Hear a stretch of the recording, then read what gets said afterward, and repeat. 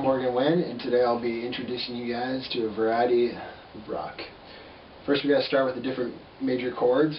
You got an A, you got a B, C, D,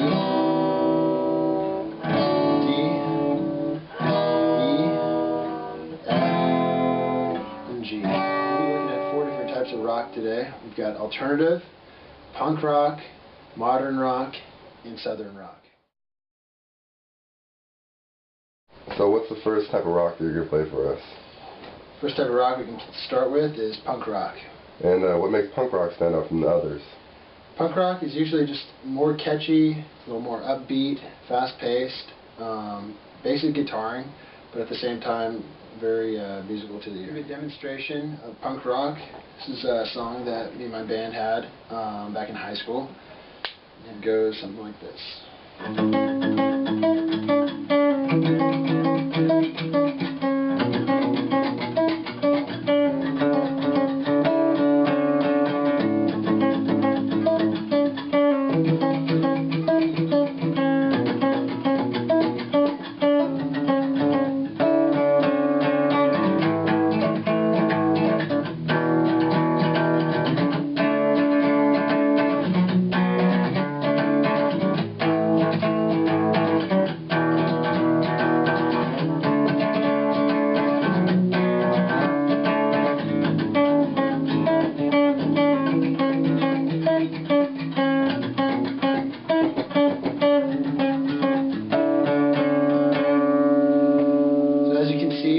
Punk rock's a little more upbeat, fast-paced, a lot of picking, and catchy little riffs.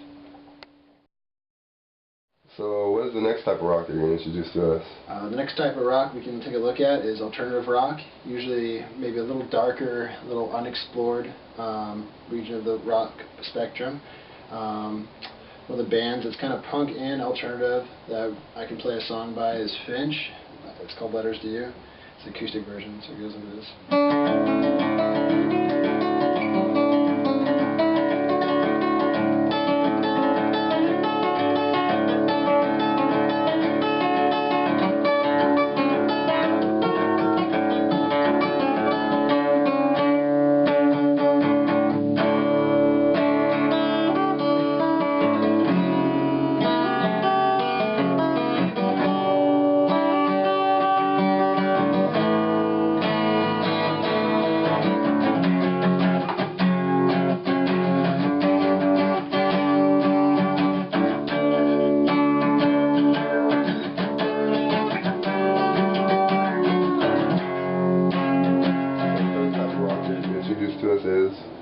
Third type of rock we can introduce today is modern rock, or otherwise known as mainstream.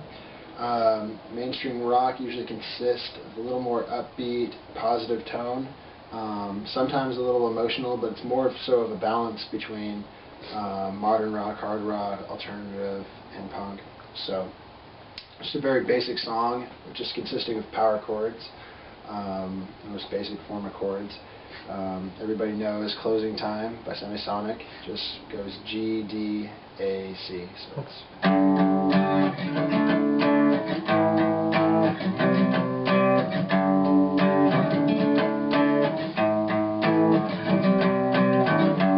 just in a major chord, G, and as you can see, it's a very basic, easy song, much like many of the mainstream songs on the radio today.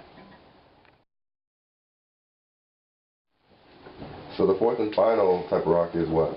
The fourth and final type of rock that we'll be exploring today is southern rock. Usually consists of a lot of lengthy scales and solos. So has kind of a little bit of blues in it, bluesy rhythmic scales. And we can explore one of the most basic type of songs just off the top of my head, something like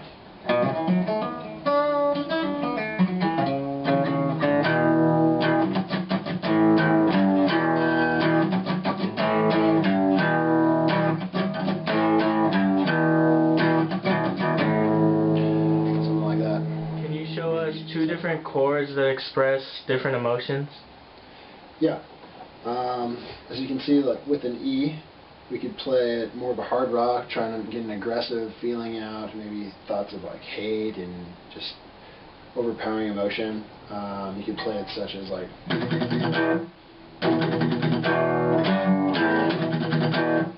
something like that as the harder rock, and then if you wanted to make it softer and maybe a little more touching, expressing a different type of emotion, it could be more like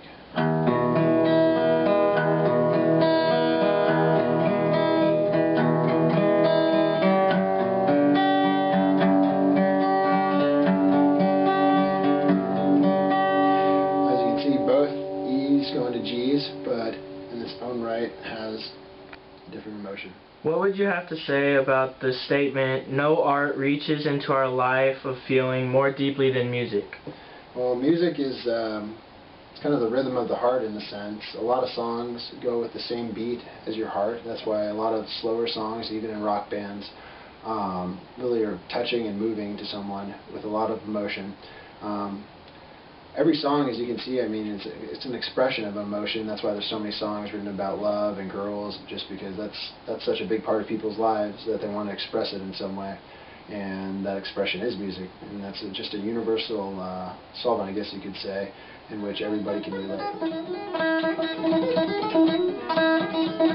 relate.